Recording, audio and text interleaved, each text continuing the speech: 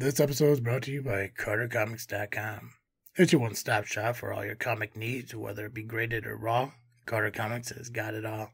All you gotta do is go to CarterComics.com, fill your cart up with all their amazing comics. Use the discount code FREAKNET, FREAKNET. Save you 10% at checkout. Not only on their website, but also at their eBay account. And the link to eBay can be found on their homepage at CarterComics.com. Again, CarterComics.com is your one-stop shop for all comic needs. It's time! It's time! It's JFW time!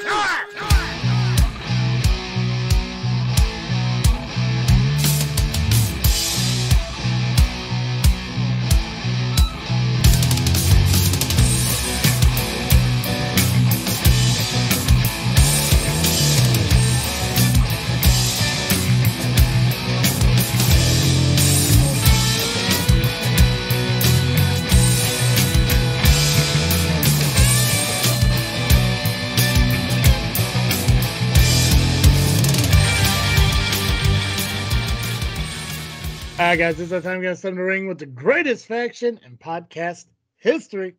Just Freaking Wrestling, the JFW Podcast, hosted by Travis D. And I am the faction slayer, Nubby, the Amazing Turtle. Yeah, you are. And I am your LIM champion of 142 days. Pacman. I'm sorry, are you trying to cover up your giggles again with that, or you just really want to get in front of the camera? Dude, he was okay. When Danny got that intense on the Lovely Intoxicated podcast, that scared me. I had nowhere else. You saw me shaking. I was horrified because I didn't expect that strong a reaction from him. That dude is like a poster child for like the before Ritalin effect. I was going to say he's a poster child for birth control. Don't let this happen to you. Am I right? That's true. He does look like a homeless fucking disappointment. And that's why he's not coming away with the LIM championship at Wrigley Field in June. I don't even know what you meant by that. What are you doing now? We are a Cubs game in June, and we're doing the title defense at a Cubs Sox game. Yeah. Gotcha. I thought you were doing it at spring break. Well, he's not going to be there at that show, so that Danny, sounds like a him problem. That is a him problem. Yeah. But because I want to be fair, I don't want to, have my darling little brother lose to me via forfeit. I actually want him to earn his loss that he's going to get. I don't think he would be at spring break anyway, as it already happened. Yeah, my time machine doesn't work yet. And he was there. So. Yeah. Oh, that's right. Kicks on 66. Hey, if the GM can make that mistake, why can't I? Oh, treated. Gee, what's GM made that mistake? Yeah, 50-50 shot of taking that fucking guess, man. Yeah, so last week we covered a bunch of match cards and everything. Obviously, we don't have the results for all of it. Because for some reason, people don't want to post their shit on Facebook, at least updates and stuff like that. I did see that, oh crap, I just forgot the name. It's not High Hope. Who won the Dreamwave tag titles? You were close. The Hype? I know I'm close. It was the Hype or something? Yeah, the Hype. The Hype. Yeah, the Hype. Yeah. So the Hype won. They're the official undisputed tag champions. Christian Rhodes retained his title. I'm sure the shows were awesome. Omar, referee over SCW, I guess he reffed the Friday night women's show. He said it was a great turnout. Tickets for their next Dreamwave show went on sale today, and within I think like 2 hours, everything but general admission was sold out. I'm not quite sure if that has sold out. I checked at like 2:00 today. But good for them on their ticket sales going by so quick. What else happened? Phoenix Pro Wrestling had their show. I heard everything was wonderful. I don't believe Pacman's buddy walked away with the title, so you know it's got to be a pretty good show then. Yeah, that is a pretty good show if Joey Roth loses. He was pretty quiet, so he had to. Right. And I saw in Power Entertainment, Logan Steele's no longer with Hedford's little group of misfits. That is nuts.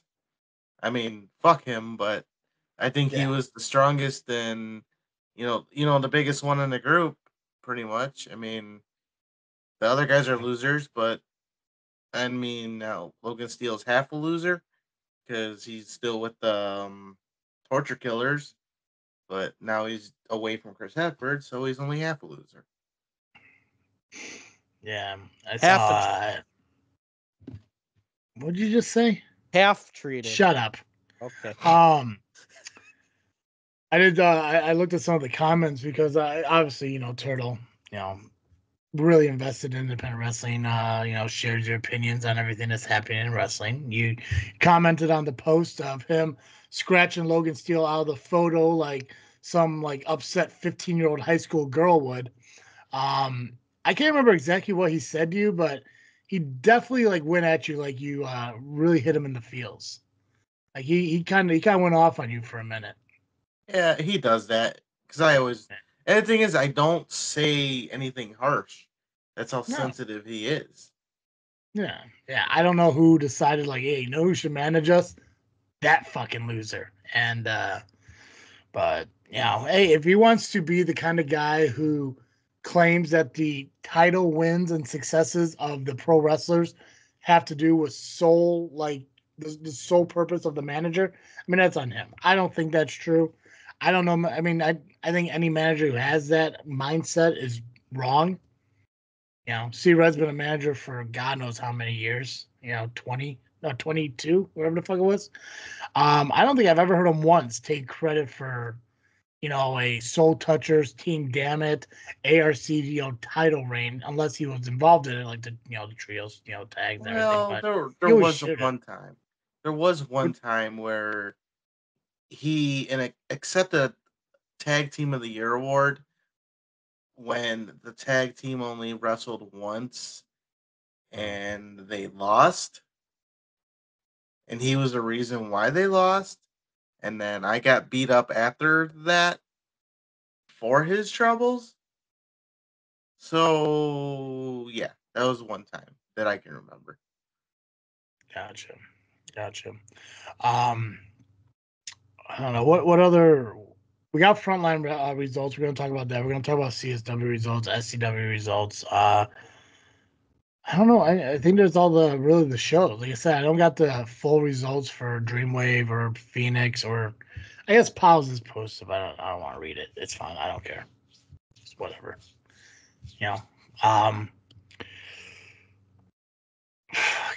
Where do you guys want to start? You want to start with CSW or SCW? We can start with CSW, but before that, how would you feel about being proven right?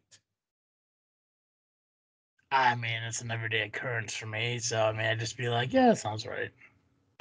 Are you saying like hypothetically, or is there something I did or said that actually happened?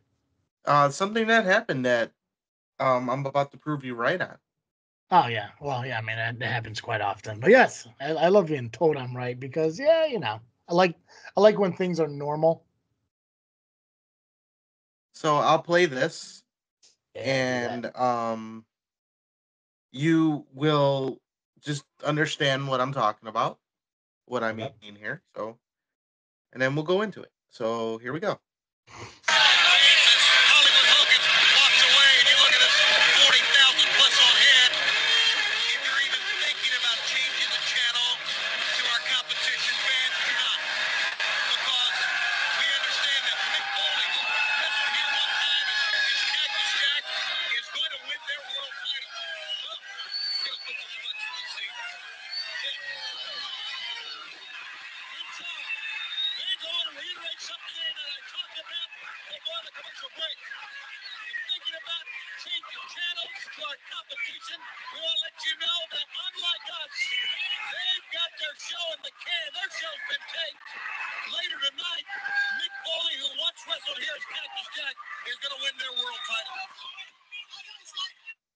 Mick Foley won the CSW title?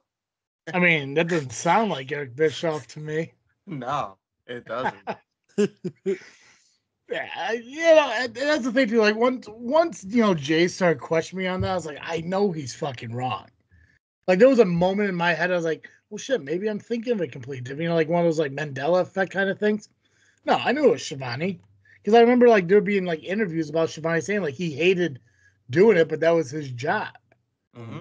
And yeah, of course I'm fucking right. I thought you were talking about fucking the Faction Slayer bit and everything because, well, we saw a little bit of turmoil over at SCW pertaining to one faction. But obviously, we saw some heated arguments between 3 LIM members. So I think your faction slaying may actually be rolling into your own little faction there, Nubby. It's because I'm not part of much.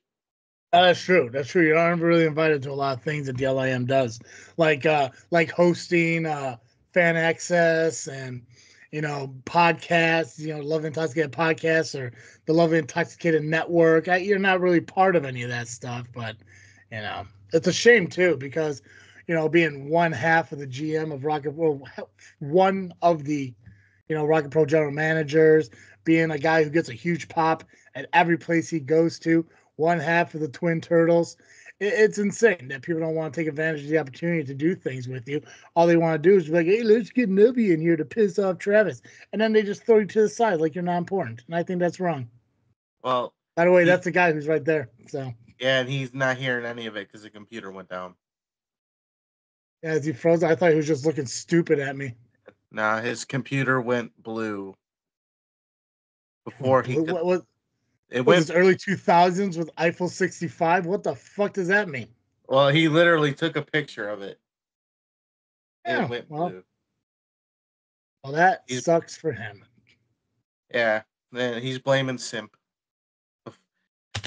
He was about to defend himself, and then it went out. Yeah, I'm sure he probably just ran away because he couldn't defend himself. That's a small chance. It's fine. If he comes back, he comes back. If he doesn't, he doesn't. We'll just have to figure out the IPW match card on the fly. Let's do this. Let's start with Frontline, and then we'll go to CSW, and then we can talk about SCW. So you want to do it that way? We can do that. I mean, why not? It's all Well, I just feel that there'll probably be more discussion of the CSW stuff than the Frontline stuff because obviously you were there, you were physically seeing it. Frontline, we're kind of just taking the information that was given to us. I'm guessing by Steve. Yeah, which he kind of cheated. He took it from the Frontline page because when I checked the Frontline page, it was the same thing. But kudos to Steve. Doesn't matter how you get it, he got it to me, and that's the most important part because he is part of that studio. So did he return the jacket? I assume so. I didn't hear otherwise. I bet he kept that fucking thing. Why would he want it though? Who would he get? He wouldn't fit in it really. His shoulders are too big. I don't know, dude. I got a jacket from Doc. Was it Doc Blaylock? I got one of his trench coats, and I won that at my very first SCW show, and it's been sitting in my closet ever since. Perfect. Just sits there. I forgot I had it until I went into that closet like a week ago. It was awesome. It's like, oh yeah, that thing. It's probably gonna dry rot here in a year or so, but let's go with Frontline because nothing I said has to be defended or argued one way or another. So wait a minute. What, you said something about LIM before my computer? No, yeah, we're moving on though. Okay, that's fine. I missed my chance. Oh yeah, you're too busy fucking fiddling around with your laptop. Get shit that works. I don't know what to tell you. Yeah, we've moved on. You have to go back. You have to go back to listen. I will. The episode, and then I'll defend it next week when it's too late. Mm-hmm. Yeah, exactly. Well, it's too late now. Exactly. Tell you what, I will give you 1 minute to defend yourself. Starting now. Hold on. Let me get my watch here. Let's see here. Okay, go ahead. All right, so you said that Nubby is essentially the faction slayer for LIM because of what happened last week on the Lovely Intoxicated podcast. Now, I'm going to dispute that right away. One, not every member of LIM was on that episode. It was just me, Tony, and Danny. And this was something Tony wanted to do, to have me and Danny discuss everything going into our title defense that we're going to do at Wrigley Field. And yeah, things are heated. Danny wants something that he gave to me on loan. I want to hold on to it because it means a lot to me. So there's a lot of competition. And Tony, you got to, I know what I said about Tony, but I kind of get his frustration. He can't challenge for the title anymore. Done. How'd I do? Well, you talked mostly about you, but yeah, solid. I was getting there. You had a minute. You should have gotten there. I did. I did my best. My computer didn't crash, so that was good. Your computer didn't crash for the entire minute. Yeah, I was proud of you.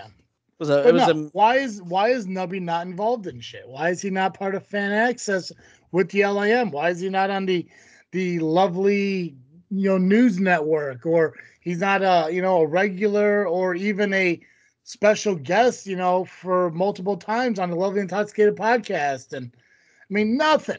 How come Nubby never got a fucking title opportunity at the LIM title? Nothing. Never even discussed for it. Hell, you said that I could have a title shot. Not once did you ever offer it to Nubby. Why?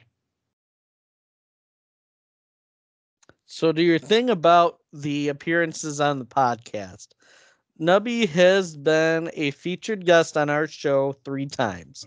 He was a guest with Steven Hot Rod Daddy Andy over the summer. He also came on when we had an LIM summit to resolve our differences. And he was just most recently on after becoming co-general manager with Damian Saint. So he's been on the show. And gotcha. As a guest. As a guest. Said. Okay, gotcha. As a guest. So an LIM member could come on as a guest. Gotcha. Okay. So LIM members are able to come on our show at any time. We do have a group chat that does, I do say when we're going to record, and if anybody wants to come on, they're more than welcome to. Did you know that, Nubby? That you go on that show at any time? You're in that group chat. I am in that group chat, so I do know when it happens. So, but you go on at any time. You don't have to be invited. Right. So why don't you want to go on? It happens when I'm busy. Gotcha. If only podcasts made time for all of their hosts, but it's cool. And who's to say that I haven't showed every card up my sleeve when it comes to Fan Access? I don't know. Who knows? Who knows? Card up my sleeve. You gotta come to Fan Access. You gotta come to Fan Access. Who's gonna show up? Well, Nubby's gonna be there because he's the general manager of Rock Pro Wrestling. Right. So how is it a card up your sleeve when everyone sees the card? Well, I'm not really hiding my card. You think Nubby's not gonna be at Fan Access? Nubby will be at Fan Access. He was at last Fan Access. The general manager. He watched me get shot by an airsoft gun by Gunner Brave last year. There's video of that. Remember that? That was fun. I mean, I am on a poster. You are on it, and he is on the poster. He is advertised. Yeah. So Nubby will be there along with other Rocket I did modify that one too. I made it better. I saw it. I liked that a lot. You didn't see that one. I didn't post. I didn't. I was. You're talking about the Damian Saint one. That's the one I was thinking of. I made a better one with the one with Chet Gunderson. Oh. But I'll reveal that sometime this week. All right. I see you've been job. I've been job, and actually I was doing a little work today. I had a phone call from Skylar Reed. Oh. I'll make an official announcement about that tomorrow. All righty then. Don't know why. So if you're listening, announcement on JFW, but whatever. Because some of I those guys don't listen. I gotta put posts up on Facebook on Sundays and Tuesdays, but I can't do it on Mondays. It's fine. Okay, I get it, man. No. Don't get yourself in trouble with the president and everything of Rocket Pro Wrestling It's fine. I get it. Totally okay. I will continue to talk about them, and they'll continue to act like I am not existing. It's fine. It's cool. Actually, I can actually drop it now and then drop the poster tomorrow. So No, it's okay. No, don't do it. Don't do it because I don't want you to get a call from fucking Bill, Will, or Shelly about you're not supposed to be doing that. no, That's not now how we trust do me, things. they're No, not no, no, going. no, no, Actually, no, they no, are no, no, encouraging no. me to post and share when and whatever I want. Oh, So, okay. Now you're on JFW. how about this? Nope, do it. No, don't. No, Nubby, No, do it tomorrow. No, Nubby, do it tomorrow. no, I'm the being petty poster I'll about it. share I get to tomorrow. be petty. How Okay, about how about this? And they'll be yeah, exclusive on the show right now. that's right. Nubby, you can do it. This is also your show too. You can actually do whatever you want. And you know what? If you get yelled at by the Shellys, tell them to, well, who told you? Because we know you don't listen. And then you can tell them to fuck themselves. I thought you were gonna say, yeah, Pacman said it was fine, and then I get thrown under the bus. You can do that too. No, you don't get to Actually, make decisions here. Okay. he still said it was fine anyway. Yeah, So I'm with okay that, with it. I'm okay with it as long as it doesn't get you in trouble with your bosses. nah, it won't. They want me to do as much I think promoting as possible. Nuke would So, appreciate it. At least Nuke listens to the fucking show. so here's an exclusive. Yeah. Talk to Skylar Reed today. He wants to call out Devin August.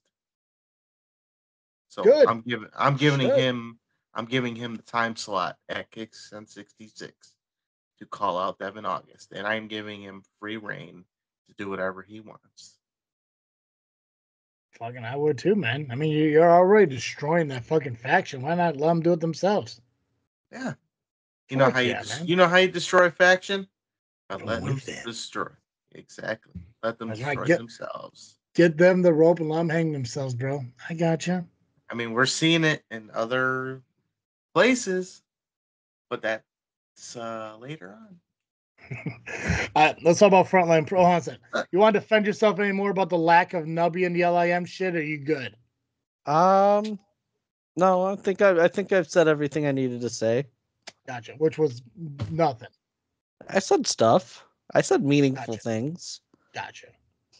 Excellent. Frontline, Nubby.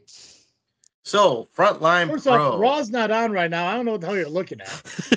So, I don't know if it's a commercial or if it's part of the TV show, but there was so the girl is filming something on her phone. Oh, I bet she is.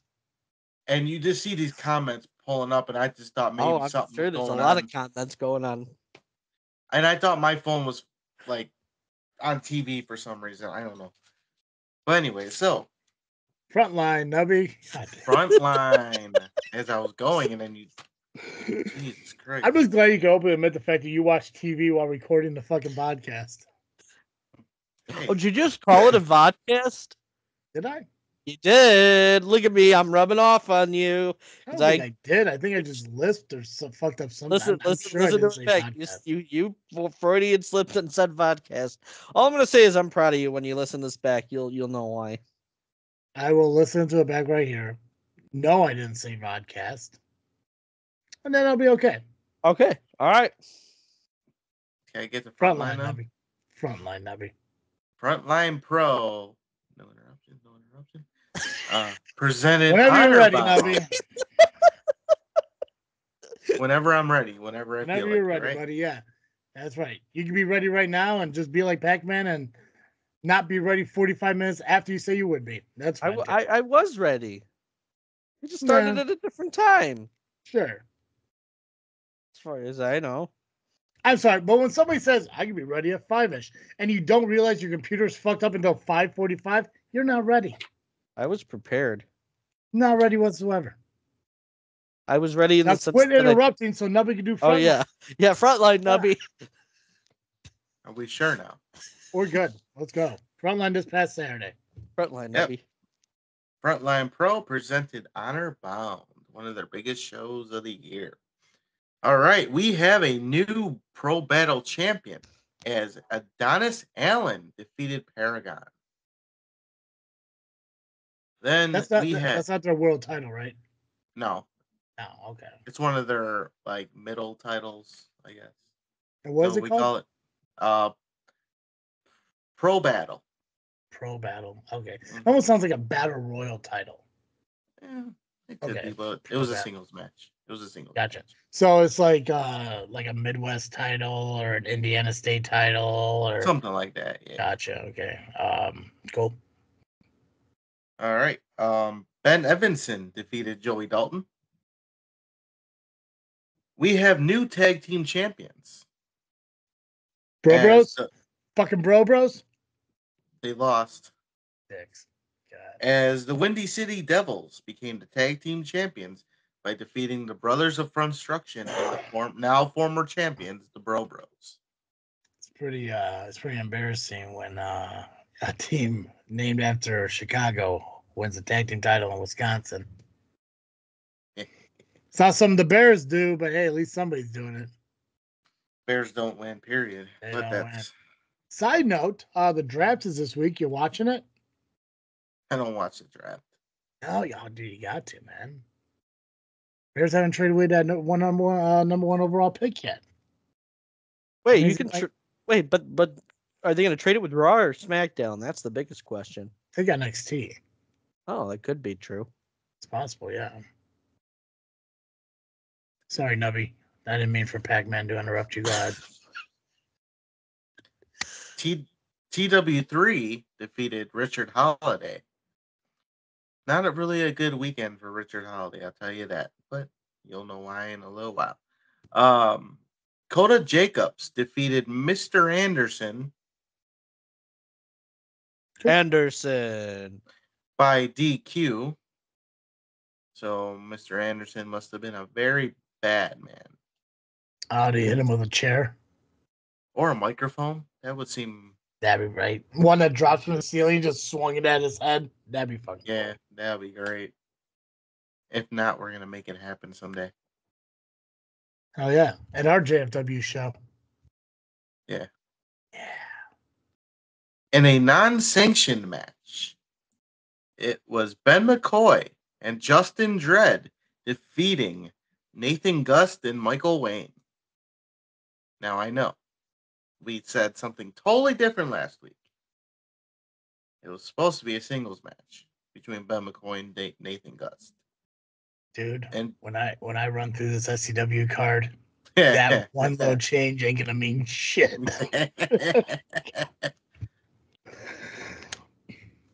Well, Justin Dredd was supposed to face Hades X1X, but that didn't happen. So, oh, dude, fucking yeah, I forgot Hades 19 was supposed to be there. So, as they always say, cards subject to change, and it changed. Oh, sure. We know all about that.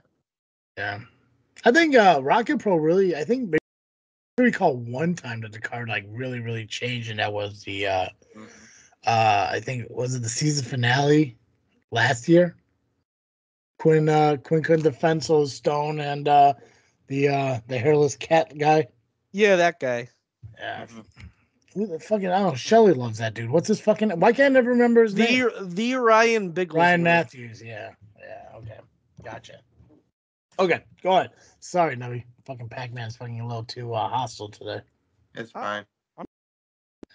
Yeah, then we had get back to looking at your fucking phone while we do the podcast. Dick.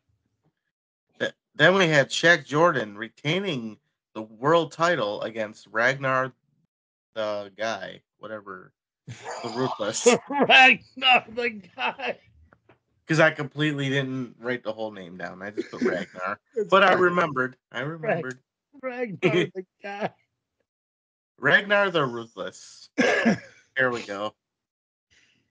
And then we mentioned Quinn Whittick. He defeated Josh C. In a tag team warfare, the Cal's Pals defeated Team Striker. I don't know who was on the team, but it must have been Cal's Pals. And the team that strikes. Solid.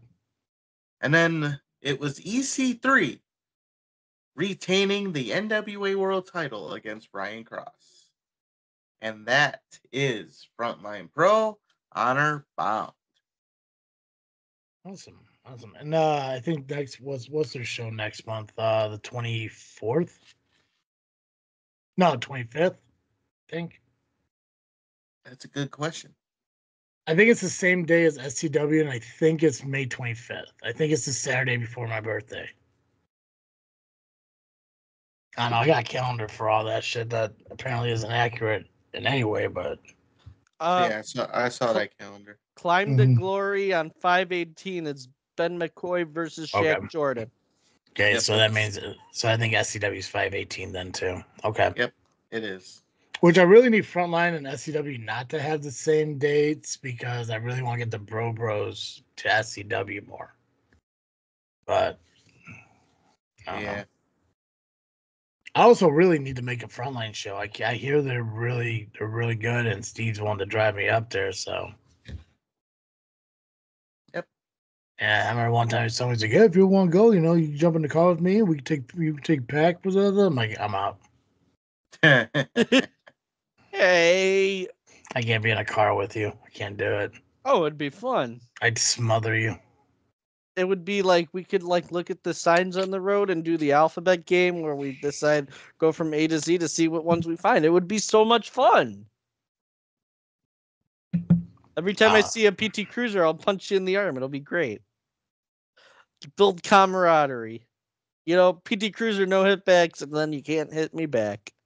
Aren't those supposed to be like Volkswagen Beetles? Oh yeah, so well, you can do Slug or PT Cruisers. Yeah, it's called Cruiser Bruiser. Mm-hmm. You're all dumb. I'm just saying, you get a chance to punch me in the arm. And there's dodges too. Every time you see a dodge. Yeah. But there's no like rhyme for it or anything or special phrase. You just say dodge and boom. Betty Cena does it to me all the time. It's probably just her excuse to fucking beat you.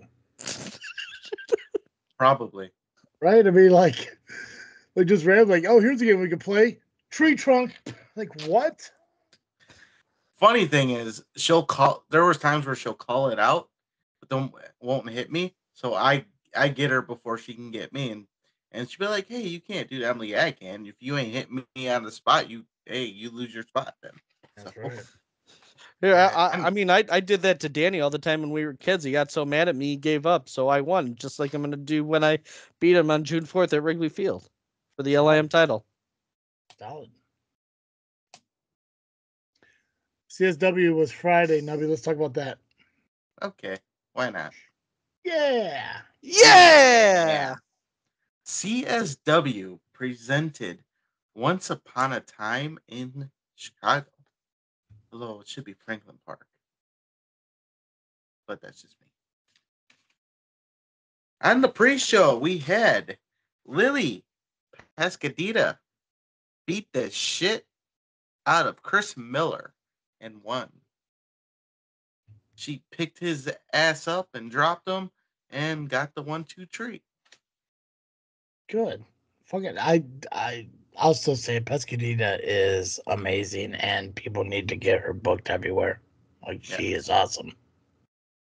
Like, she should be on TV at this point.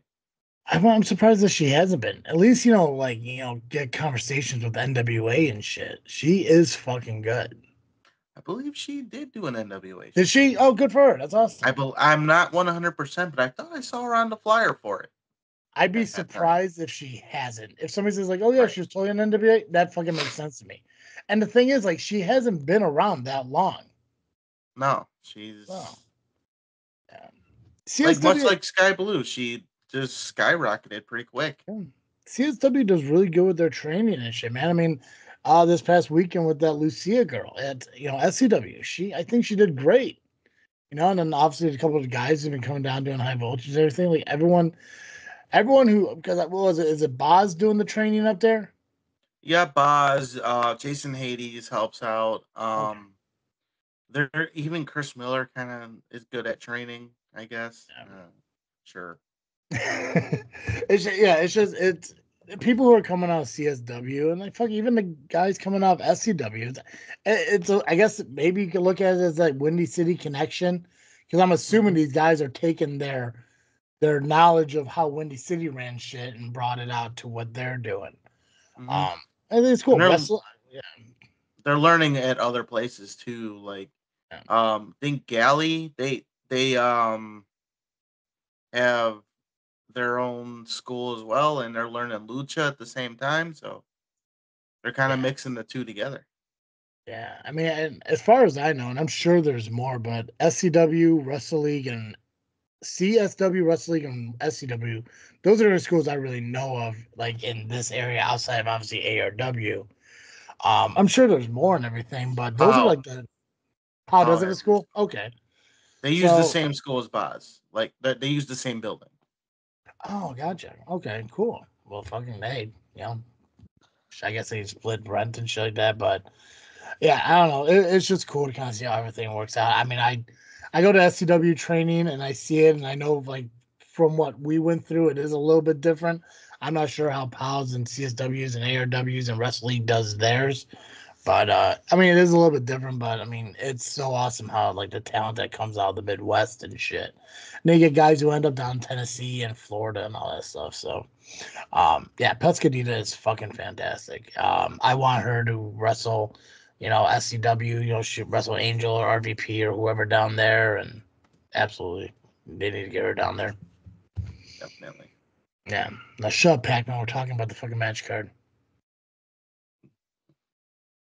Yeah. Then the Futures Battle Royal happened after that match, and a certain somebody showed up in it. Sam Eli? Oh, yes, he was in it. KJ Carter? He was there. Buck Burnside? Yes, he was there as well. I don't think there's anyone else. Wait a minute. Hold on. I think I have. This is the Futures Battle Royal? The Futures Battle Royal. Oh, I know. Hold on. I have a guess as what their theme song sounds like, so I'm going to play it, and you're going to tell me if I'm right.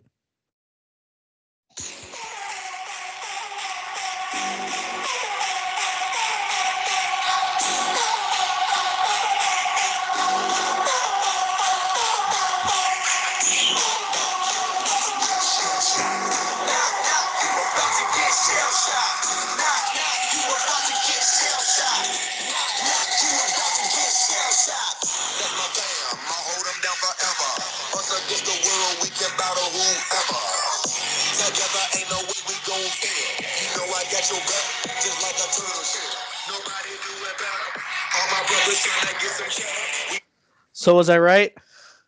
You were right, but we did not hear my theme song that night though. No. Yeah. Now this was your first in-ring action at CSW since your final refereeing in November, correct? Yeah. So how did it feel to get back in front of that crowd? So it was funny. Now I did get a great reaction, but just it didn't happen right away because I decided to walk out last because we all entered at the same time, but I just walked out last because I wanted to put all the focus on me, but I didn't want to be in the middle of everybody. Yeah. But because there were so many people in the ring already that everyone was focusing on everyone they've seen already. And when I got to the one side, that's when people took notice. And you just heard a little bit every time, and then it got louder and louder. Even a couple of girls, we're all excited. I mean, why wouldn't they be? But nonetheless. Only a couple. That's right. I want to fucking turtle wax that shit. and then the super fans that are always there, the ones that are the loudest in the group, they were all chanting it, so it was great. And then I got in the ring just before the bell rang. Mm-hmm. Everyone started cheering then. And then just when I got in the middle of the ring, then they rang the bell, and I'm like, motherfucker, let me have it. Right, can get you that one little moment. Nah. Before we do anything, I don't recall if we ever talked about the outcome, but did they ever do anything with the merchandise situation? And that when dude's merch got thrown in the trash. Oh yeah, Joey Mayberry. Yeah, I haven't heard anything. Okay. So I can assume that maybe something was done and they're just keeping it on the down low, or just nothing came of it yet. Yeah, I was meaning to ask about it last week when we were talking about CSW. I was like, I know we talked about it.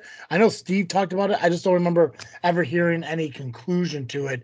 Because obviously you mentioned that they had cameras, so they know who did it.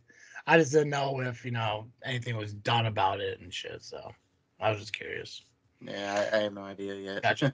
But Nubby was in the fucking battle royal. When was the Yep. last time When was the last time the Amazing Turtle, not the referee, was involved in CSW? It was actually 2019, I believe, or no, late 2018. That was when CSW had their little thing with GPW, where I was on the GPW side, and I did a couple of the battle royals, and that was probably the one time where the Amazing Turtle got booed, but not many were booing me, just a few. I was waiting for you to get stuck reffing again after that Facebook post about them needing referees. So funny thing was, and this is a shoot, I'm at work while this is going on, and I'm just sitting there. I had my phone in my hand after I saw it. I'm like, all right, come on.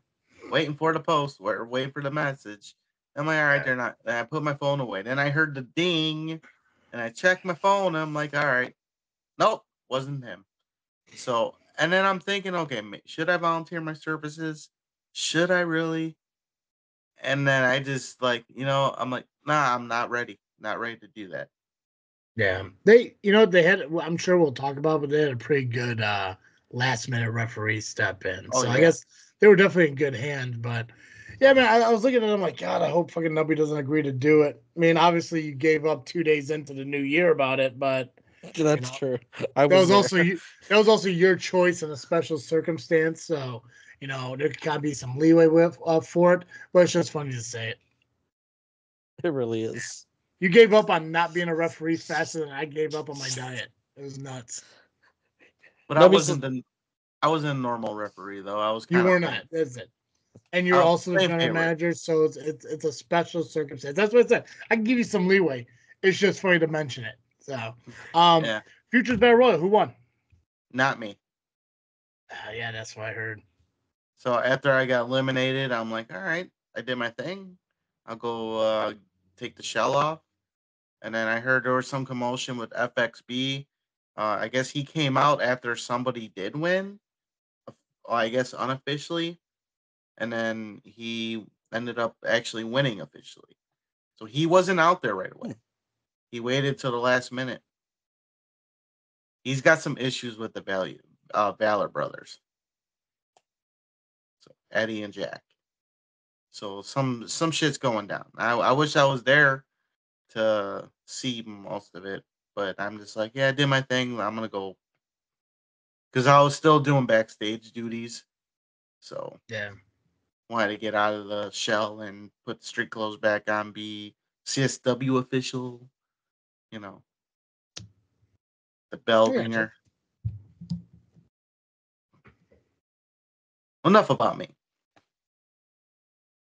So, main card. Pacman never said. Hey, I've said that. Like I said that when I was enough about me. You know what? We had CSW results. See, I can say it. Shit. But do you mean it? Yeah. What happened next on CSW? So we get into the main card. Solomon Tupu defeated Manders in one huge battle. That's a solid opener too. Yeah. Mm-hmm. Especially Solomon Tupu, because I don't hear a lot about him. I mean, the CSW, it seems like he hasn't been there for like a couple shows. Unless I'm mistaken again, my memory is dog shit. But no, Tupu's been there. Has he? Who the hell am I thinking of? What the fuck am I thinking of? Sure. I'm thinking of, it could be him, but for some reason I just remember it because he's a Samoan dude, right? Yeah, kind of.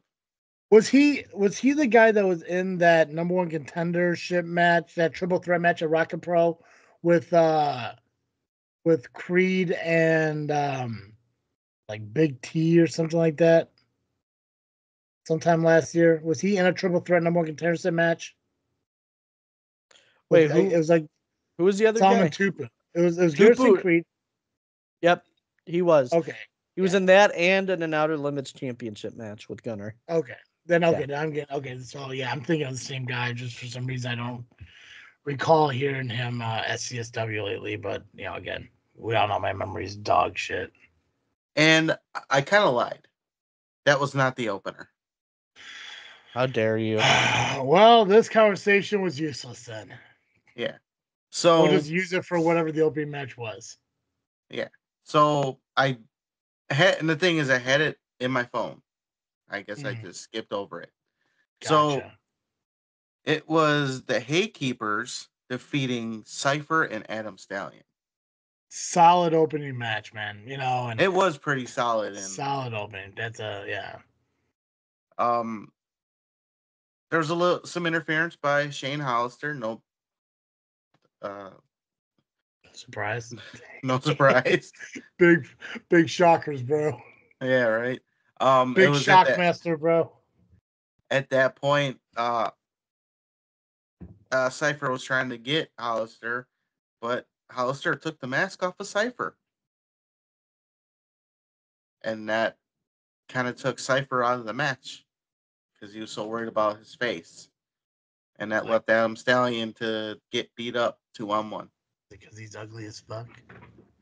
I've heard stories. Right. Who's uglier? Who do you think is uglier? Cypher or Metalhead? Oh, Metalhead, for sure. He's gotta be, right? Yeah. I've actually seen what's under that Metalhead mask. Pretty freaking ugly. Yeah. Ugh.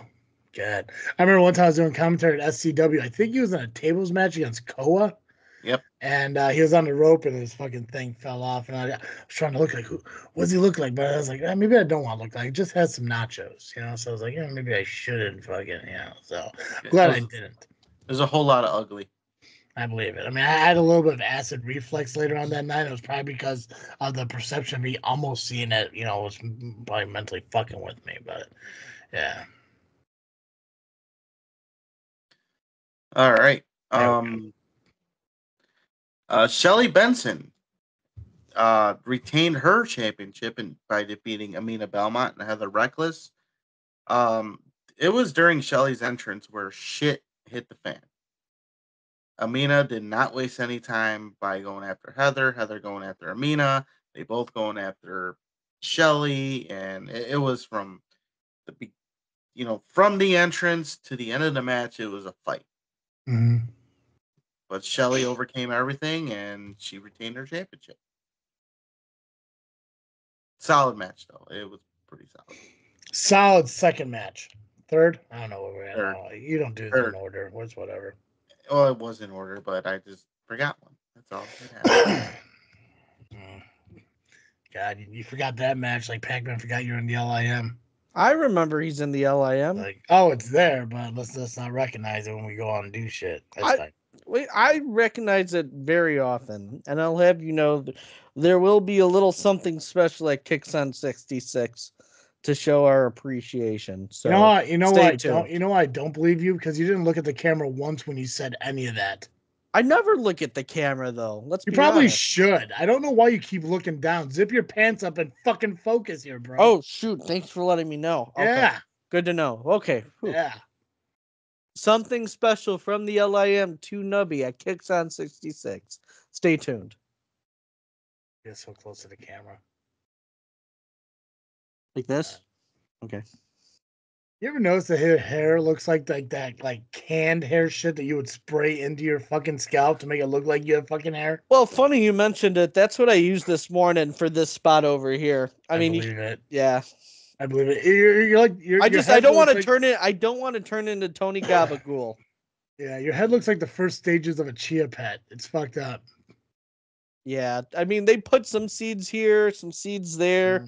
I mean it pops up. It's all green for some reason. I'm glad you mentioned green because that looks like a golf green, like 100%. People will tend to use my head, when they're golfing. There's like a little hole back here where they put the balls. Yeah. that sounds so bad. There we go. Speaking of ball, you know what? Speaking of balls in their head. There we go. Happy birthday, Kyle, of the Fourth Mother Box. Oh, is it Kyle's birthday? It is. Who gives a shit? Exactly. Happy 40th birthday, dipshit, whatever the fuck it is. Close enough. Is he still out in Europe shitting in the streets? Yes. Solid. Speaking of shitting in the streets, Eric Schultz. Oh, come on now. Solid fucking dude. Unfortunately defeated Steve Boz in a lumberjack match. I didn't say unfortunate. Dude's a good talent, man. I get it, you know, undeniable. I understand. And appearance of damages, I get it. You know. Puny genitals. There we go. TJ Steele, obviously out there doing TJ Steele things, threatening the ref. You know, he actually pulled a rock and said he'd fire him if he didn't count faster.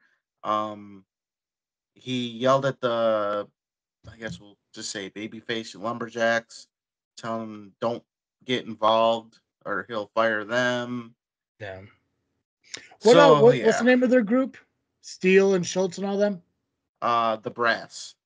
Brass, okay. Gotcha. Okay. They so you call them brass holes. Well, Steve started it. I just Dude, that's a solid faction name. It should be brass holes. If not, great t-shirt idea. Steve Turtle's like, great faction you got there. Would be a shame if someone slayed it. Boom. If that's not a meme on fucking Power Hour tomorrow, you're not doing your job right. I got you. When we have Primo Loco on the Power Hour, I'll find a way to fit it in. I was all eager, Beaver, to hear you fucking mention fucking Faction Slayer last week and you didn't show. Oh, yeah. I was not on that show. You were not on there. You know what's weird? Steve didn't even acknowledge that. He didn't listen to the show. He did not. Oh. I didn't listen to the show? He didn't. Oh, Pacman did.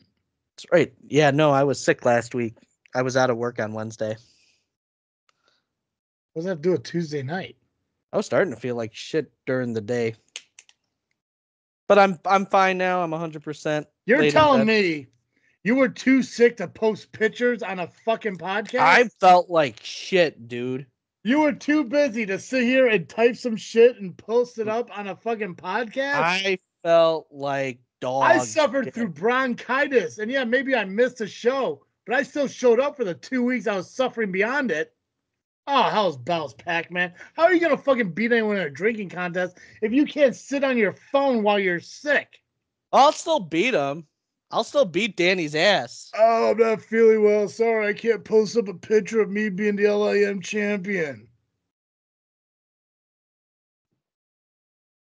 I'm going to beat Danny. That's the key thing that we need to take away from this is that on June 5th, the day after, this will still be in my possession. No matter what Danny says, no matter what Travis says about my vitality, I will still retain this title. I have been training my liver. I've been taking my liver to the gym. I've been doing sit-ups. I've been doing liver ups. I've been doing liver downs. I've been doing everything I've needed to do. I've been putting up six-pack after six-pack after.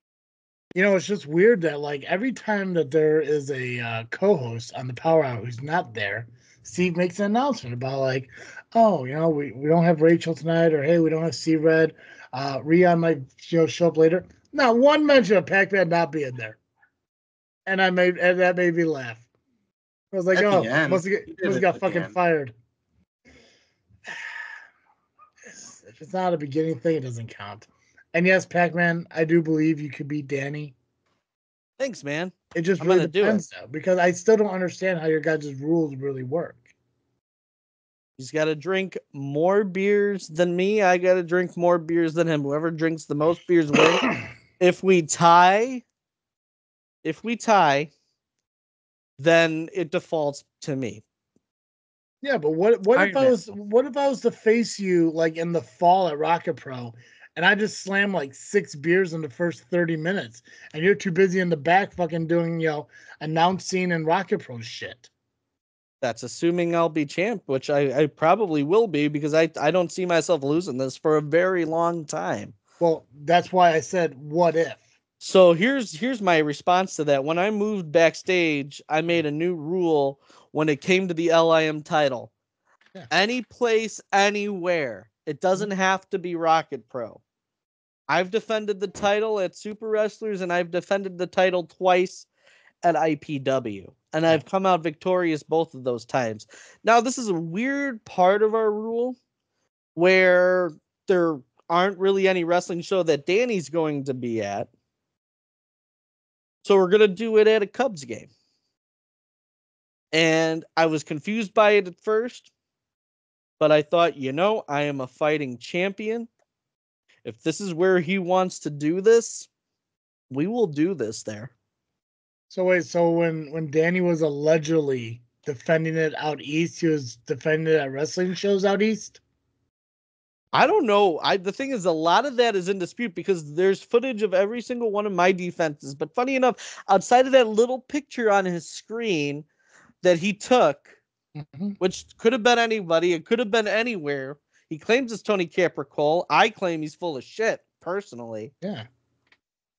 There's no footage of any of Danny's title defenses where I've documented mine.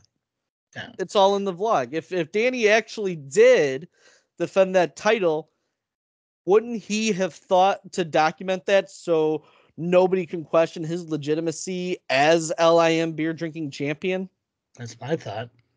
It's just weird, man. It's just your rules are weird because it's like, okay, so the whole thing is whoever drinks the most beer. Well, what if somebody doesn't drink beer and they drink fucking vodka waters? So it's not really about the alcohol content. It's all about the amount. So that is something that mixed drinks is something we haven't really thought about when it comes to the beer drinking championship. It strictly has to be beer. It has to be beer. It has to be beer.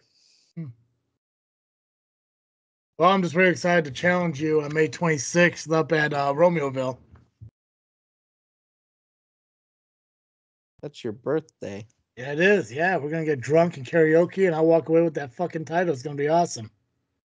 It'll be a good sparring match to help me prep for Danny. I'll tell you that much. Well, you're not going to have to worry about it because I'm going to be having that title, and you and Danny go off and fucking, link arms and sip fucking bullshit old styles. It'll be fine. Those are great. Those are great beers. As I sit home and just hold on to that title and, maybe hang it up behind me. Who fucking knows? I mean, here's the deal with that, okay? Yeah, sure. And then we'll get back to CSW. You, my friend, are a very talented drinker. You are someone who can drink. I've seen you drink. Same. But have you seen a guy like me drink? A guy that can go round after round after round of drinks and still be standing up straight by the end of the night? I don't think you've seen that. I could honestly say I've never seen you have more than one beer in the entire time, like, of one moment. I'm sure you drink. Like, there's no doubt. But, like the only time I ever see you is after Rocket Pro's over, everything's being broken down, and you're having a drink. That's it. So, honestly, I don't know how you handle your alcohol. I don't. I've seen footage of you being buzzed. I don't know how many beers it took to get there. I got no doubt you can drink. I'm just saying, you cannot drink more than me. You can't. Well, you're gonna have to prove it. Yeah, I'm on board 100%. I'll find a DD who's gonna drive me there and drive me home because I will commit to this 100%. And when I win, I don't want to hear people say like, "Well, Travis cheated." Like, no, Travis just won. It's just facts, bro. Just how life is, Well, I need to double check that date and make sure. Well, it doesn't even matter if I don't join the LIM. I don't qualify for the title anyway. So I mean, though we are doing. You said after Danny, and Danny wanted it to be on June 4th, so it would have to be after that defense at Wrigley. I'll tell you what. When I beat you on May 26th. You could keep your title and go defend it against Danny. And if you beat Danny, then you give me my title back. I'll let you defend the title against him. If you lose it, then whatever. We both just lost the title. You lost my title for me. But if you win, then you owe me my title back. It's easy way to fix. Easy fix. Yeah. I will need to double. I do need to double check that date in all seriousness, but I think that should be okay. You but should. I will Nubby, get you back should to come you. out too. I don't think that's far from wherever you live. Nah, not that far. See, right? Yeah, just come out to Romeoville. I'll be driving the farthest. I think now. Maybe Nubby. No, I'll be driving the farthest. I'll fucking be there. Karaoke up. You listen to me fucking sing some shit. That'd be awesome. Yeah. CSW, Nubby. So I mentioned that Richard Holiday didn't have a great weekend. Since he lost that front line, he also lost to Marche at CSW. You know what? It's not a bad thing to lose to Marche, though. If you Right. did he at least hold his own against Marche? Oh yeah. See, not many people can even say that. No. But the thing was, Marche is still banned from using the M80 per TJ Steele. Oh, dude, I thought that was a one-night thing. That's wow, shit. I mean, I think it's because TJ Steele has to remind him every time, but maybe if he forgets to do it next time, maybe Marche will be able to do it. I don't know. Holiday did use the M80 on Marche, and we thought it was over, but no one does the M80 like Marche. So Marche used the spear and got the win.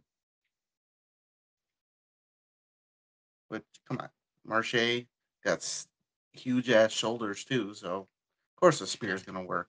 Oh yeah, that dude will murder you any way he can. Oh yeah. Let's see. For tag team titles, we had Sierra and Joey Avalon retain their titles via a no contest as things got really crazy towards the end, and the referee was getting shoved around, and he pretty much got tired of their shit, so he stopped the match, and no clear winner, even though Joey and Sierra retained. During Big Mood's entrance, as they were in the ring already, Joey and Sierra just came out and blasted them from behind and started the match that way. Which I don't blame them. I mean, after they attacked them a couple months ago, and then Mateo, giving a chair shot to Sierra last month out of nowhere. So this feud is long from over. Yeah. Then in an interesting dynamic, if you will. Oh no, wait, I'm skipping one again. Here we go. But this time I wrote it down. Oh my Lord, Nubby. Jeez, Nubsters. Oh my God, Nubby. My writing sucks. Was it a doctor's pad? But the Brass Holes defeated Axel Rico, Gringo Loco, and Rafael Quintero. Obviously, shenanigans were involved because, it's the Brass Holes. It's some fucking brass holes.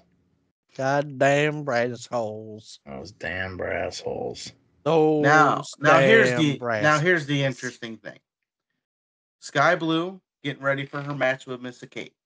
Mm-hmm. Sky Blue comes out, gets on the mic, however, and then pretty much announced that Mr. Kate did not show up. In her words, the bitch didn't show up. Ooh, them's fighting words. Gotta get a little bit of TV time. You just become aggressive. Yep. So she issued an open challenge. Now, if I was still in gear, I probably would have answered it. No, I wouldn't have, because I don't want that smoke. Yeah, fuck yeah. Did you ever ask her if she listens to the JFW podcast? Like I said, I don't want that smoke. Especially now, because it's a different Sky Blue now, Travis. Yeah, evil Sky Blue. I'm gonna have to give you business cards just so you can tuck them into people's fucking gym bags and shit. I still got some cards. Dude, fucking give them out to people, man. It's like, hey, listen, I know you're on TV and shit, but do you mind taking one of these cards and drop it in front of your boss? Yeah. Come on now.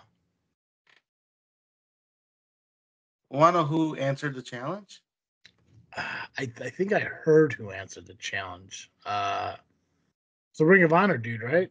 A Ring of Honor dude. Yes, you are Ring of correct. Honor, Yeah. dude. Kyle Fletcher. Yeah, I have no idea who this dude is. I I heard just his know name he's- all weekend. Yeah. I don't know who the fuck he is. Yeah. Is he hot? So he. What? What?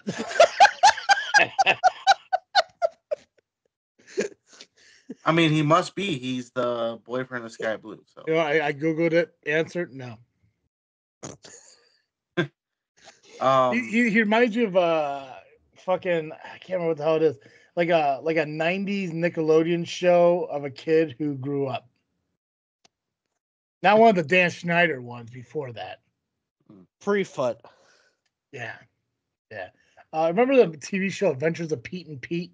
Yeah. Yeah, he looks like the older brother who kind of grew up. Is that Pete or Pete? Pete, because he's the oldest, okay. youngest. Yeah. Okay, I got it. Actually, he kind of looks like Will Ospreay a little bit. Well, it's interesting to mention that. I mean, they are. I thought they were brothers, but they could just be best friends, and because they're both from Australia, I think. I don't know. But anyway, so Kyle Fletcher came out, and he let everyone know that he is with Sky Blue, because he said he came to the show to be a supportive boyfriend, but he felt like answering the challenge. But the interesting part is he had his own referee, and it ended up being Will Ospreay. That's pretty cool for CSW. It was. Yeah. And the crowd went fucking bananas. Like I'm the way the things were set up, I was by the bell and I can see around the curtain. And I'm just watching the fans, and there's this one kid. I can't really say kid, young man, I guess. He went nuts when both guys came out. Like, he was super excited. Like, everyone was super excited, but just watching him, it was pretty funny. So what you're saying is Ospreay got the turtle pop. I'd say, yeah. So did Kyle Fletcher. What are you doing, Pacman? I had to switch because my computer blue screened again, so I'm just doing this on my phone. Turn your phone sideways. Oh, is that how that works? Oh, I didn't stick it straight. No, okay. Stick it straight up, yo, Rudy Poo, candy ass. Yeah, no, it looks better that way. He fucking left anyways. What the fuck did it matter? No, dude, that's all I said. I mean, I knew I heard about it before we talked about it on Saturday, but I didn't know like at what capacity like they were involved in it. I remember I think the first thing I heard was like, yeah, what's it like? Only in wrestling can you strike your girlfriend without going to? It was a Fletcher Sky Blue joke, but I mean, I think that's really cool, and the fact that it was like an impromptu thing. I mean, obviously it probably had to be a Sky Blue kind of like, hey, listen, we could do this or some shit. But that's awesome. Good for them. Absolutely, fucking awesome. Kyle Fletcher did pick up the win. He corner turnbuckle. See now, only where domestic abuse is okay. Yeah, I mean, he probably 100% was on the couch after that, but there were a lot of those jokes. What was funny was her mom and dad videotaping this whole thing. Oh, did they? That's fantastic. That was funny. That was hilarious. That was probably my favorite moment. Because I saw, because they were sitting in a certain spot and then they moved over. I started laughing. I'm like, she's got the camera out. That was great. And then I think they shared a kiss after, Kyle and Sky, and then Will Ospreay passed out. Oh, okay. Well, Ospreay didn't share the kiss with them. I wonder if that happened. I just missed it. It seems like an Australian thing. Because I blinked and all of a sudden Will Ospreay was on the ground or laying down in the ring. So. All right. In the main event.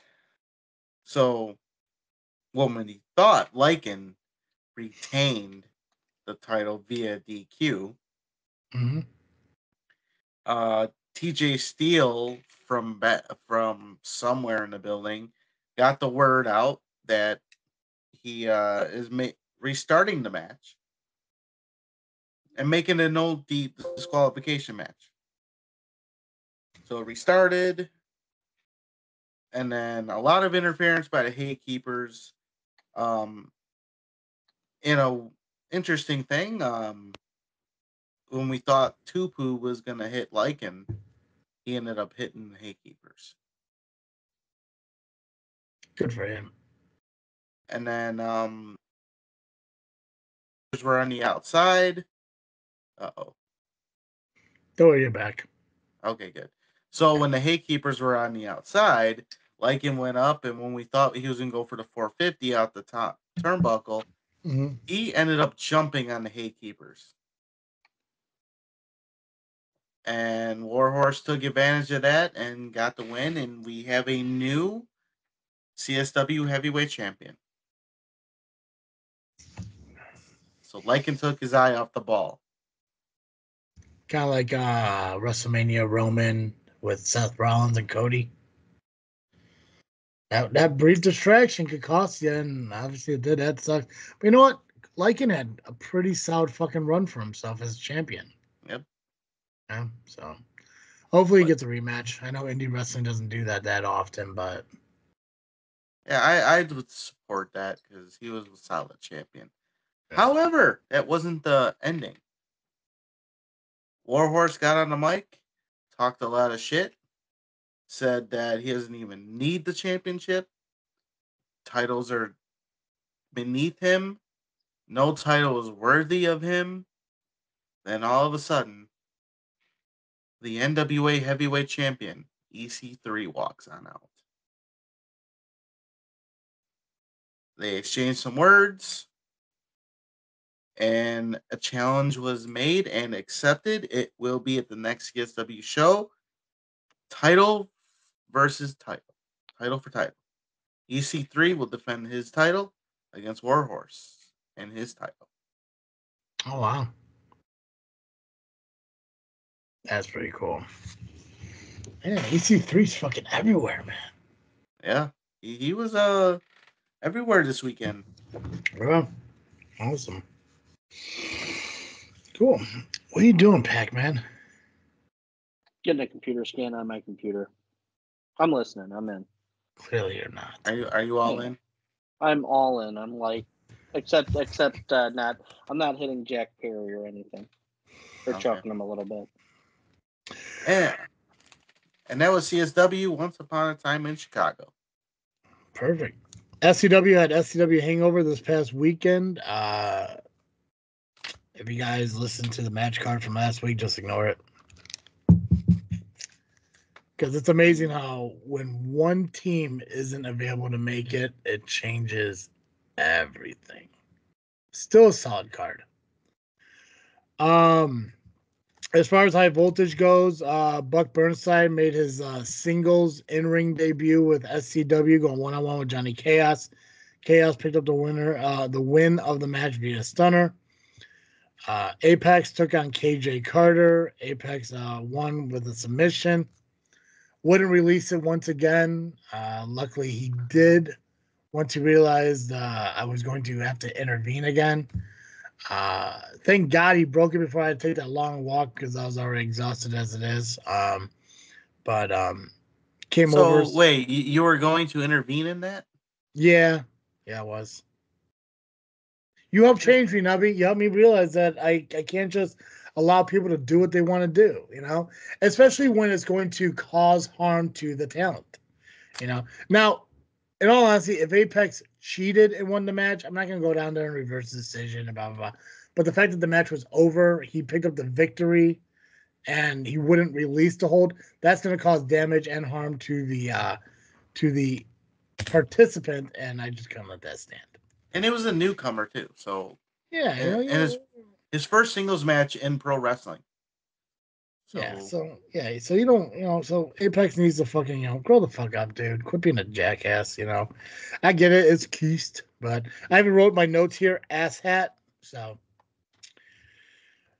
and then the main event of High Voltage was Twin Turtle and Omar the Last Vanguard going 2-on-2 against Freiburg and Sheik at Punitive Damages, and once again they cheated, struck Turtle with the gavel, and unfortunately got pinned. I thought it was going to be a straight up 2-on-2 until Schultz showed up there at the end. It was definitely upsetting, but Twin Turtles exist now, so that's a thing. Hangover was supposed to kick off, and we could talk about this for a minute. It was supposed to kick off with a one-on-one match between Eric Schultz and Acid Jazz. Nubby, you probably know a little bit more of what happened than I do. Do you kind of want to talk about what happened? So I pretty much don't know as much because I actually wasn't watching what was happening. Yeah. You actually had a better view of it, but so I'll do that. I'll talk about what I saw, and if you could add anything in, please do. So Schultz came out, announced that he just wanted to be out there one-on-one. He sent Punitive Damage to the back. Acid Jazz came out, did his whole, entrance, came out, stood on the chair, raised the boombox and everything. And as soon as he came to the hard camera side of the ring, I was talking to Chris, looking at Chris, explaining to him what was going on. I look over and I don't see Acid Jazz anymore. I see Omar looking over the edge of the ring. In my mind, I'm thinking, okay, Acid Jazz, he likes to go out there and have a good time and goof around. I thought he was crawling underneath the ring to the other side, coming up and maybe like attacking like Eric from behind or some shit. Well, it wasn't the case. Omar jumped out of the ring, checked on Jazz, threw the X up. Something was wrong. So I didn't see him go down. I didn't see what happened. Like I didn't know if like he tripped over something and busted his leg. Like no idea what was going on. Eventually got the music cut. I think the photographer yelled to Hunter and everyone in the back. Eventually people came over. From what I am understanding, it was a seizure. At least that's what I'm understanding it to be. I don't know exactly what it was, but the show was obviously stopped, and it's a bad situation to be in no matter what. Really rough as the opening match, and I think the terrifying part of it was obviously being up on the stage, and obviously the crowd of people blocking what's going on. So you got guys from the back, standing around, finding out what they could do to help. People kneeling down there trying to figure out. I don't know if it was his wife or girlfriend or something was right there. But I'm just sitting there talking with Chris. Obviously nothing was recording. We stopped recording and everything. But I'm talking to Chris. I'm like, dude, I don't know what happened. I didn't see what happened. Like, what the fuck is going on? And then out of nowhere, it's like he sits up and like freaks the fuck out. Talking with Chris, he believes it was a seizure, and he said that when you get into that seizure like moment, you don't know what's going on. So like realistically for him, it's 1 minute he's standing, next minute he's laying on the ground and people are like hovering over him. So I can understand how that'd be scary. I thought I heard something to do with maybe diabetes or something like that too. But the thing is, I'm not quite sure 100% what happened. All I know is that Acid Jazz went down. People were freaking out. The ambulance did show up. They did take him away. I have no idea the status of him right now, but it was a terrifying moment. And a lot of it, the thing that terrified me the most is it happened so quickly that I didn't see what the fuck happened. Nubby, you for a moment you were down there. When everyone came out, you were down there. Like, Did you see what was going on? By the time I got out there, it didn't seem like he was having a seizure at that moment. Mm-hmm. So I don't know if that actually happened. I did not hear that part. Yeah. There was just so many things happening. I don't know. I heard he just collapsed. which when you mentioned diabetes, that could happen. You can be dehydrated, whatever, and that can happen. You can collapse at any time if you're not, if whatever your body is reacting to. When I went out there, he was down. He was responsive for the most part, kind of. I guess they didn't know where he was. I guess from to my understanding, I'm not. I'm just speculating at this point. But yeah, I saw that moment where he finally came to, didn't know what the fuck happened. Um, he saw a face, almost reacted a certain way. I mean, I react a certain way to his face too, but that's just the kayfabe side of me. But real life, he just probably freaked out again, like you said. I mean, that does happen. You don't one moment you collapse, you don't, and then you come to, and then you just don't remember what happened, and that does happen. Yeah, it was definitely unfortunate. I hate seeing an ambulance be at a wrestling show for a real reason. You know, sometimes we see him come in as part of stories and shit, but he was taken to a local hospital. I'm not sure. Like I said, I'm not sure what happened after he left. I haven't heard anything. I don't know. Hell, I don't even know if C-Red knows if he's gonna talk about it tomorrow or not. But I'm hoping he's okay. I'm hoping he's fine. I'm As not far as I know, personally. he is. Okay. Some people have talked to him since.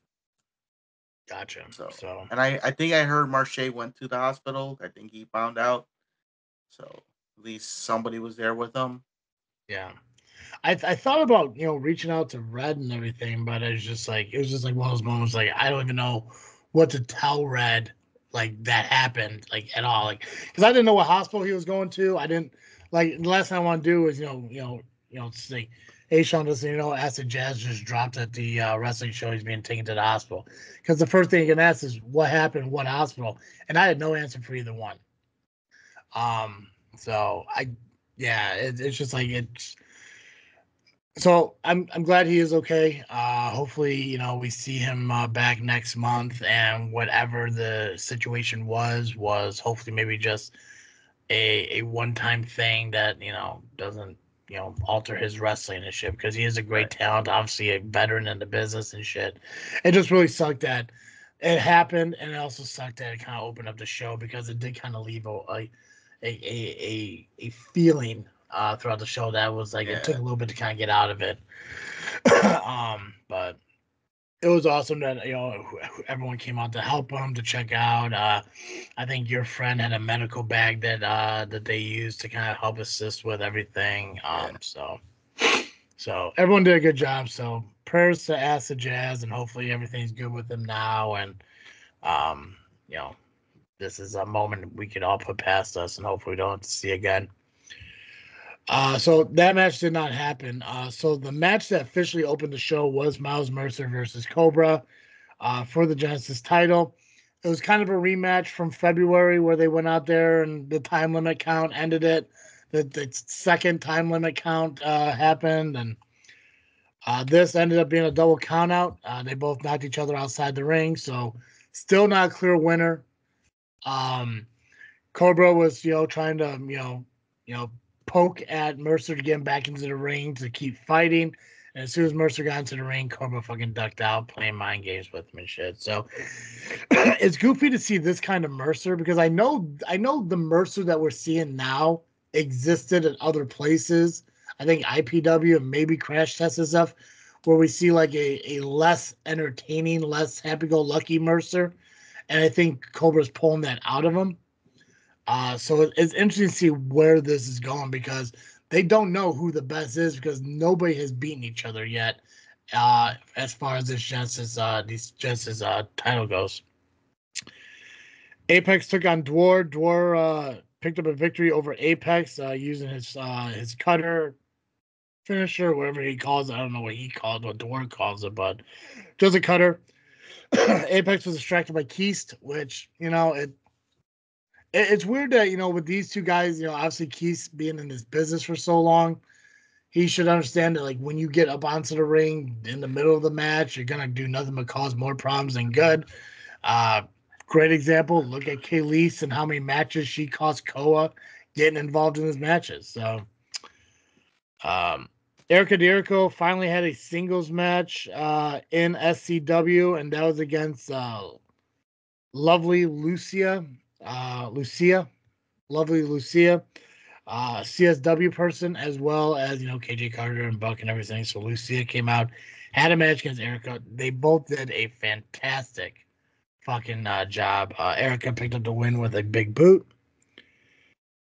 Benny Vargas came out. He knew he was supposed to face Terry Allen, but that all changed because Terry cashed in the call your shot bat on Creed after being struck for the second time by James Creed, after getting involved unnecessarily for the second time between Creed and Mulligan.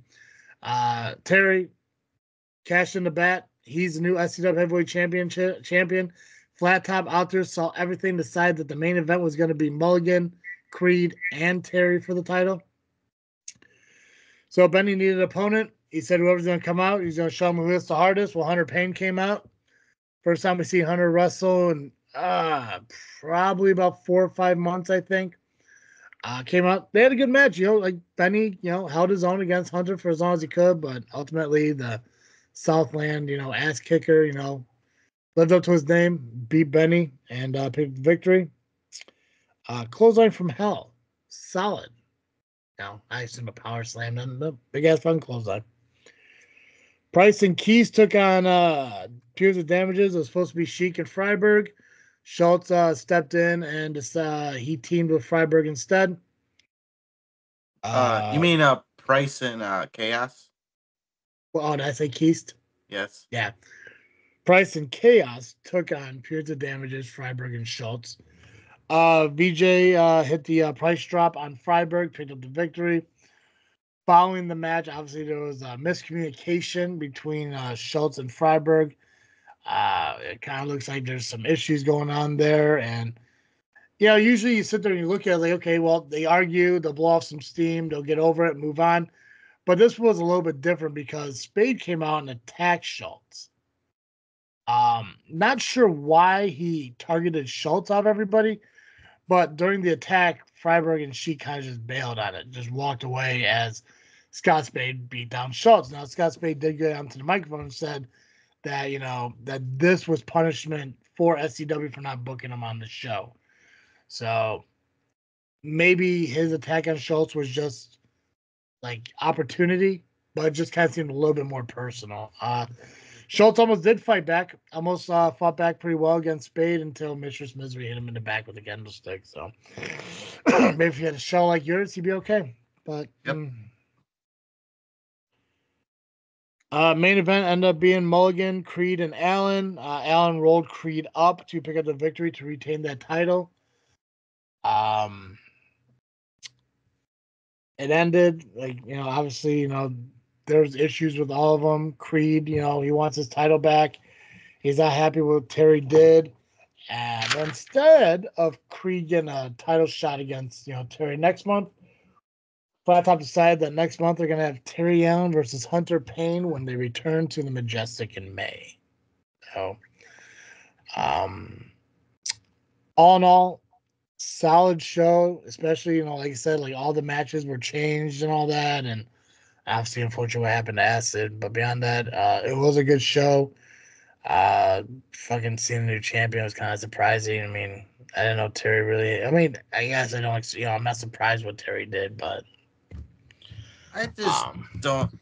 I'm kind of like conflicted on the situation here because it sounds like Terry had a plan all along to become champion, and instead of trying to beat Aaron Xavier originally, he let James Creed jump through all the hoops and all that stuff. But at the same time, can I ask this question? Yes. Terry Allen is not president, right? He's not president. Flat Top is, yep. Why the fuck is Terry getting involved in shit acting like he's the president still? I don't know if this is like a weird father-son like concept between Terry and Creed. Or it's just maybe Terry's way of staying close to Creed for that title. I said when Creed gave up that call your shot bat for the title, I thought he was forfeiting his bat for it, but I guess he technically gave the bat to Terry. So it was just almost like a kind of like when Danny gave Pacman the LAM title. Like he handed it over, so he became the owner of that property. And so I guess that's what it kind of came down to. Yeah, But grab your fucking 160 ounces of plastic. It's fine. I thought Creed gave the bet to Aaron Xavier. Yeah, so when he gave it up. I'm not sure if the video was in the YouTube page or if it was or the YouTube videos or on the Facebook page. But at the end of that show, Freiberg gave Terry a bag. Yeah. I guess the bat was inside that bag. So, but you're right. No, I did get mixed up. He didn't hand it to Terry. He forfeited it to Aaron, who in turn had his lawyer give it to Terry.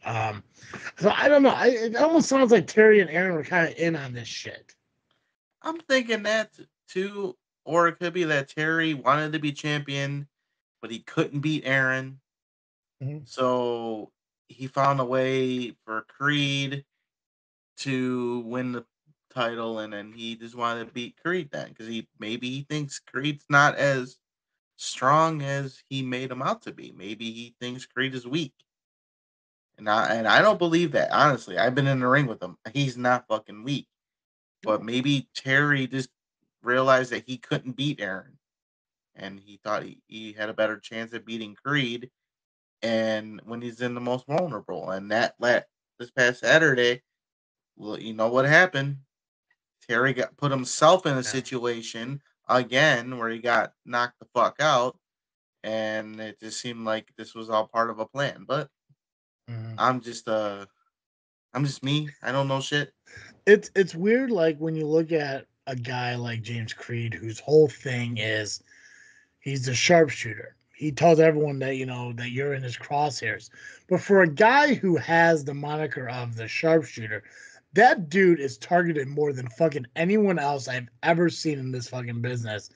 And there's no doubt that he has the ability to win fucking championships.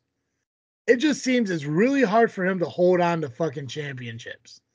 Yeah. Because we saw with ARW, ARW, he had the title, he beat Ivan for it, and then Cutler cashed in and took it from him. He won the title, and then like a month or two later, lost in a Royal Rumble to Nick Diamond. Mm-hmm. And then you see everything that's happened at SCW. So it's like, I don't know if it's a curse thing with him or not, but that dude, I mean, he should probably stop calling himself the sharpshooter because I think that's kind of jinxing him in the sense of being constantly targeted by not only people he's fighting against, but people who he thought was fighting on his side.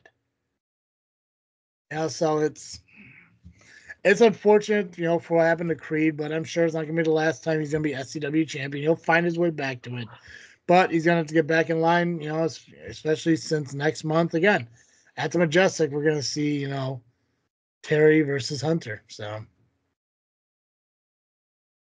Yep. Yeah, that was SCW. Make sure you guys check out the YouTube channel for that, so you can watch it when it gets released over the next few weeks.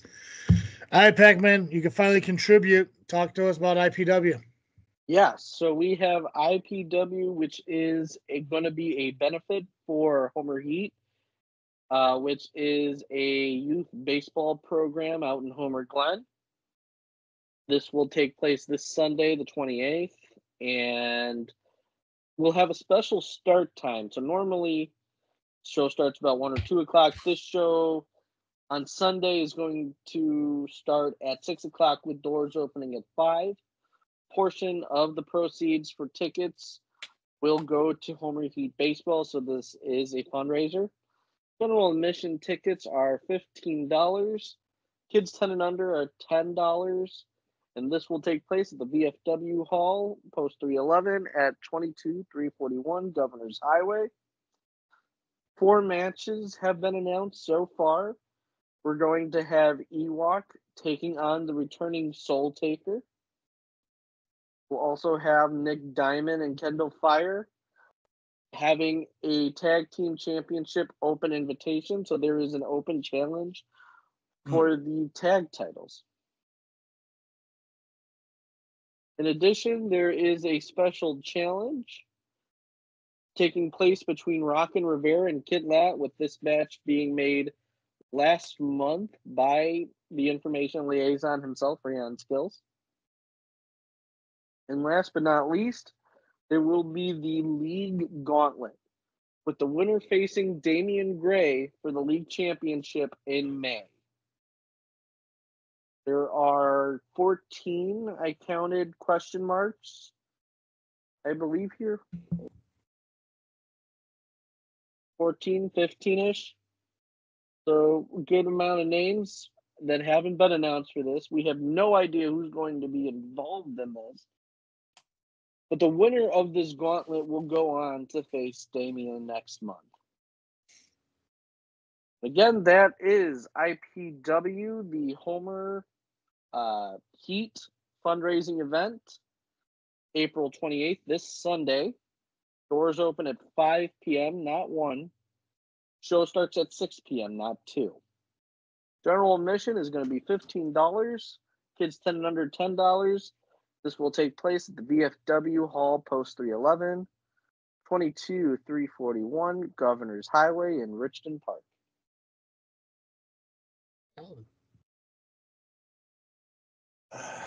You going to that, Pacman? I should be there for that. Yeah. Nubby, I know you won't be there. No, unfortunately, I will not be there. Well, you probably one of those question marks in that gauntlet match too. Probably would have been. Man. Or there's tag. Yeah. Ooh. Yeah, Twin Turtle. That would be fun. But no. Yeah. What we got next week? I was going to cover the results of IPW, and is that also Rocket Pro Match Card? That is the season finale. Is that it? Is that all we got for next week? That's it. God, sweet, so I gotta be here. Awesome. It's a pet show. And It's Paul's gonna be a pet Paul's show next week as well. So yeah. I'll run through a recap real quick of AEW.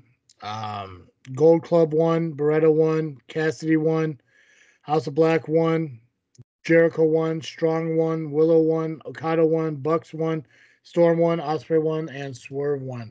And my predictions were better than your alls, so I get the point.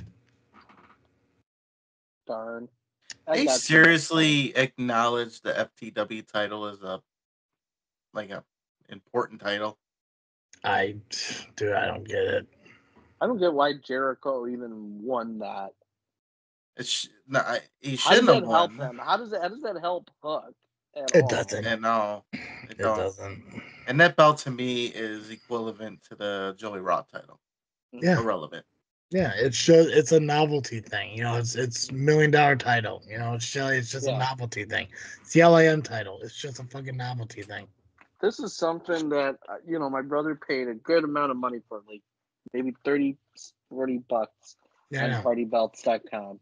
Yeah, no. Yeah, the title loses prestige when it has the logo of the company you bought it from printed on it. Hey, I mean, yeah, don't show that. They're not sponsored. Get that off my fucking screen. I'll do it this way. There's a logo here. You just can't see it. Yeah. Fucking why give people fucking free publicity, man? Do that shit on your show, not mine. I don't know, but I think I'm gonna have the Signature Select purified drinking water that I got at Jewel. I'm glad that your camera blurred that out.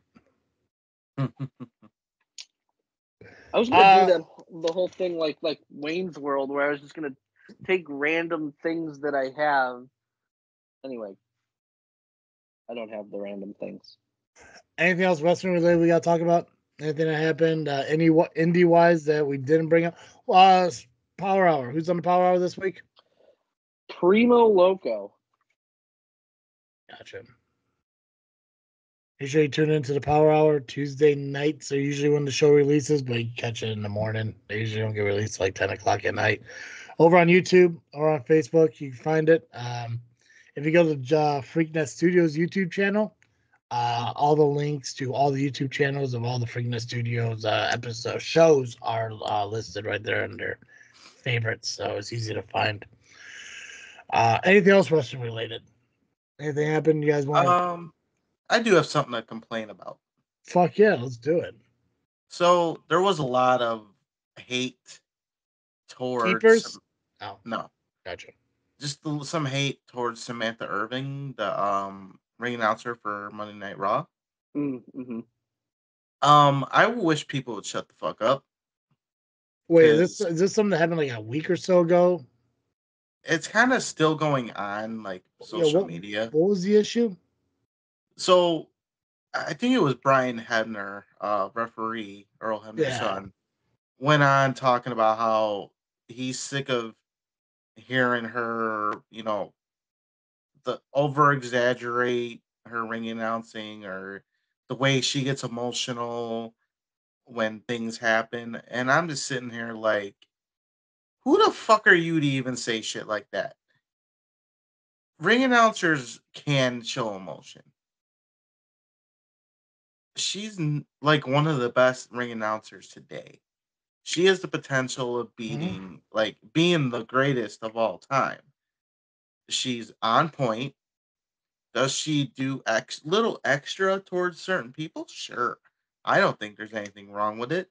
She does it at the right times, and yeah, who cares if she gets emotional when shit happens? You're showing real emotion. Isn't that kind of the point? To show some realism. Yeah, it actually makes it better. Like when she introduces Chelsea Green, it's entertaining because it's helped building that character. Or when her voice broke because she was like joyous of Cody winning at WrestleMania. It gives you that sense of emotion. Fuck Hebner's. Fuck all the hate, honestly, because she's one of the greatest going now.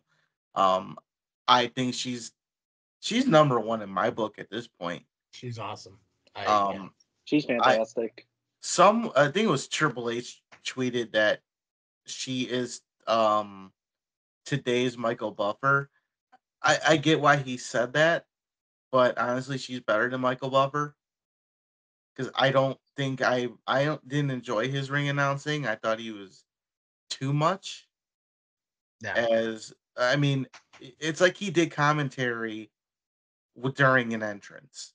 You're supposed to just announce him and be done. Yeah, and it just takes him forever. And it's like, and no disrespect, he was fine in boxing, but when he was doing some of those main events in WCW, it was like, shut up, dude.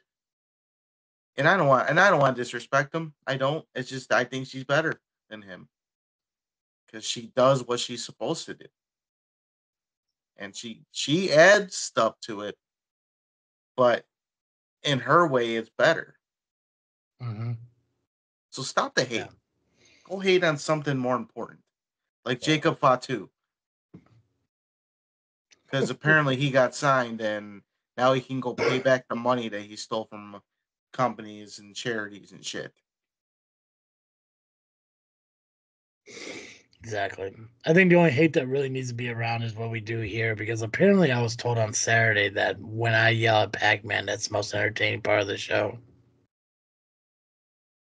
Yeah. Yeah. I got people like, think, man, I don't even listen to the wrestling part anymore. I just listen to what you're going to say to that fucking guy on your show.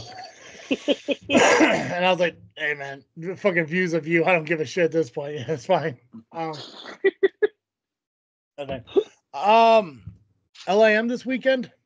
Or the Lovely Intoxicated Podcast this weekend? There will be a Lovely Intoxicated Podcast covering Kicks on 66. That will come over the weekend, and then we will have our season finale of the Lovely Intoxicated Podcast on May 4th at Fan Access. We have some crazy stuff that we're going to have planned. That'll be from 2 to 4. You ever want to see a Lovely Intoxicated podcast episode live? This is your chance. We'll have everybody there but Danny, because Danny, I think he fears me a little bit. He's a little intimidated by me. You know, he claims that he has to work, and I claim that he's full of shit on that. But I'm still going, regardless, I'm still going to hold on to this title. It's going to take a lot to take this off of me.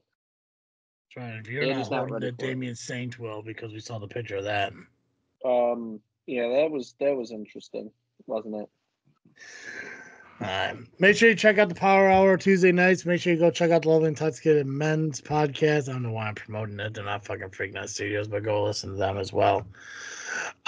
Make sure you follow us on social media, Facebook, Instagram, and Twitter, just by searching the JFW Podcast or Just Freaking Wrestling.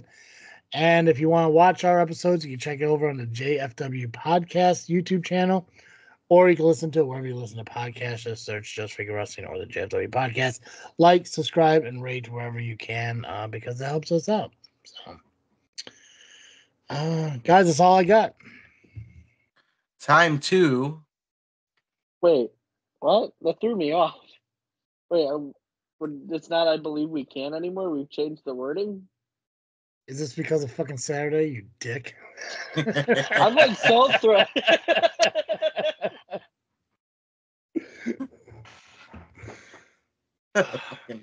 That's all I got.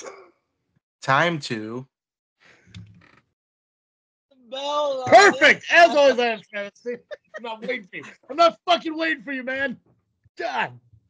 And I am Nubby, the Amazing Turtle, Cowabunga. And that's Pacman. Thank you for listening to this. Just Yep, mute that shit. Trains are coming. Fucking hung up. And thank you for listening to the episode Just Freak Wrestling, the JFW Podcast.